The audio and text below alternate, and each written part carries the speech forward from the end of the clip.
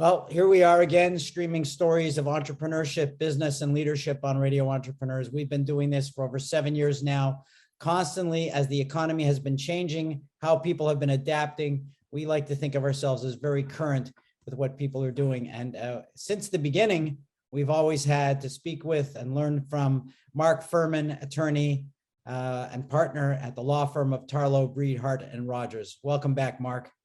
Hi, Jeffrey. Great to be with you. Was hoping to talk about a hot topic today in the news and in the legal world, and that's, of course, the subject of vaccinations and whether employers can, and if they can, should they require mandatory vaccinations. And there's like everything else in this country, it seems like a huge politically polarizing issue. But in general, I think if you're a private employer, you can legally require vaccines, mandatory vaccinations.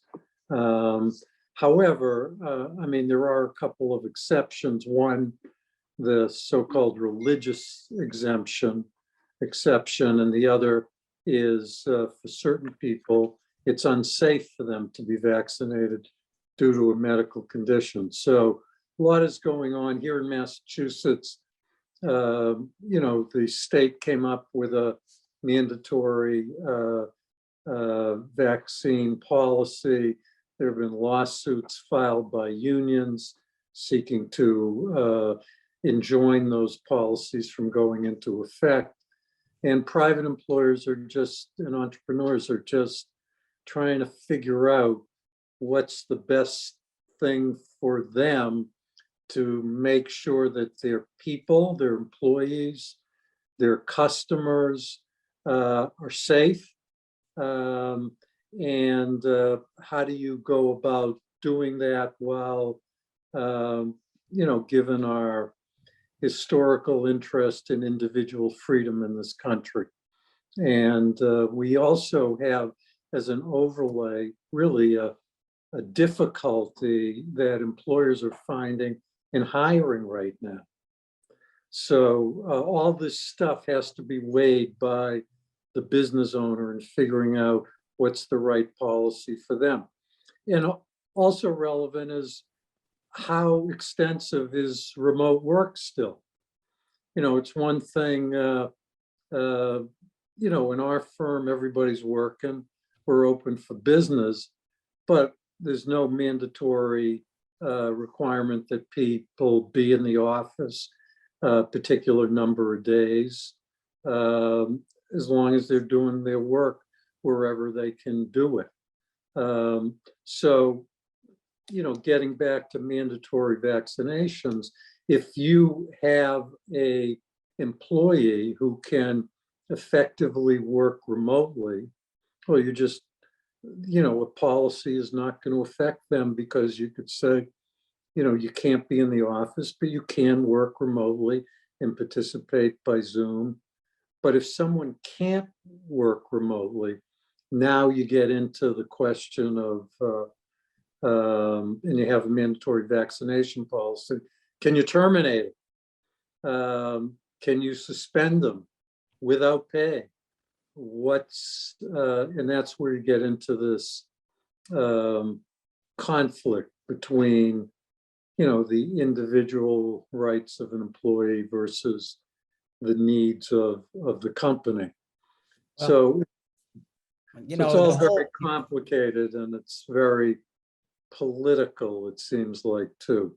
Well, you really went down the continuum, and I'll make a couple of thoughts and then I'll let you go again.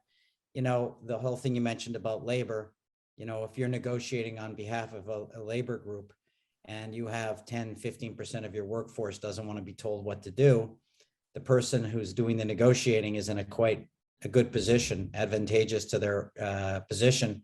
They have to argue it, even if they think that they're going to lose it. And no employer, especially private companies, wants to see a strike. They don't want to have a problem. They don't want the legal process. It gets very expensive. So there's even though there's a law, there's a prohibitive thing. And then I think, as you went down the continuum and you talked about people working at your firm, you see what happened at PricewaterhouseCoopers about 3 weeks ago, where they said there's no requirement for anyone to work in the office anymore. Pricewaterhouse has a lot of overhead.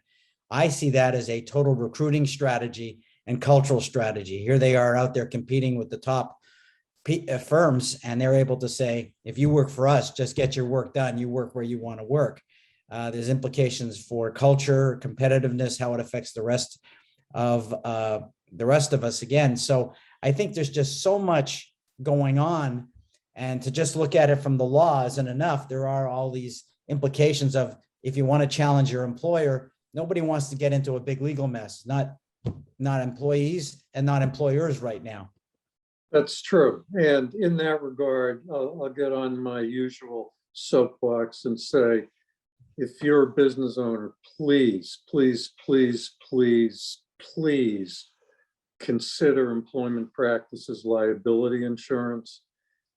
Even if they certainly don't cover everything, but they're very reasonably priced, and the protection potentially on defense costs is huge, and it's worth looking into that. We had a longtime employee who was a paralegal, still is an employee, great colleague, a paralegal who moved to Florida, I would say 10 or 12 years ago. And she has been working remotely for a decade. And it's been seamless. And silly me not understanding the potential broader implications for that for our firm, which, as you know, is principally a regional firm, and to have what technology allows you to do. And she has participated in department meetings by Zoom. I'm walking down the hall passing, and there's a department meeting in a conference room, and she waves to me, and she's been great. And so this has really been a teaching moment, and it's an opportunity. I think you hit the nail on the head, Jeffrey, it's a great opportunity for recruiting top quality people who can, if you're flexible, given the labor market, I think that's really important. Now, I do have a challenge next week because we've hired a young lawyer in my practice area. As you know, I handle a lot of disputes between companies, disputes between partners, and he's just a few years out of school. And the onboarding process, the mentoring process, the connecting someone to the culture of the firm, and developing relationships, not just with the people that he's going to be working with every day, but the broader firm community as well. That's the challenge, I think, with a strategy like Pricewaterhouse's strategy. And but we've gone through what's 2 full tax seasons now for CPAs, where hardly no one's been in the office, and they've been able to do the work. And I was thinking yesterday, can you imagine what the implications of the pandemic would have been to the economy if there wasn't technology? What the implications would be for service providers, whether you're consulting with businesses or providing services as an accountant or a lawyer. I mean, our economy would have been so devastated but for technology. Well, I moved out of my office about 8 years ago. And as you know, my partner wondered if I was looking to retire when I did that. And I have always been moving towards, virtual, and I'm not a big fan of the old brick and mortar. I believe more in content. And I think Zoom for me has been great because I've done at least 40 team building strategy sessions, seminars since the beginning of COVID. And I would say they're as effective as they've ever been because the design has been designed correctly. If I didn't design it correctly, it wouldn't make a difference if I was in person or not in person. And I think it's that way probably with your depositions. You have to ask the right questions. So I'm really more focused on content, and the fact that I can work from home and have a little bit more free time for myself has made my life a little bit more peaceful at times. So I think, you have to adapt. I do like being in person too. I still do some in-person stuff every week, but I like the flexibility that I now have that I didn't have a couple of years ago. I enjoy that too. And talking about needing to adapt, there's a magician that we've had at the firm a few times, pre-pandemic and post-pandemic. And he had to completely change his magic show to accommodate the pandemic and the Zoom. And we've had him twice during the pandemic.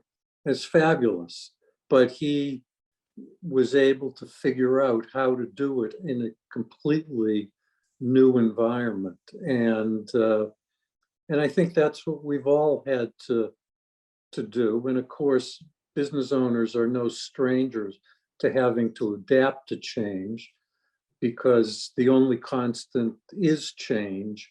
And if you don't adapt, your business dies. Right. So you always have to be willing to change to meet the new economic realities that you face and the new challenges.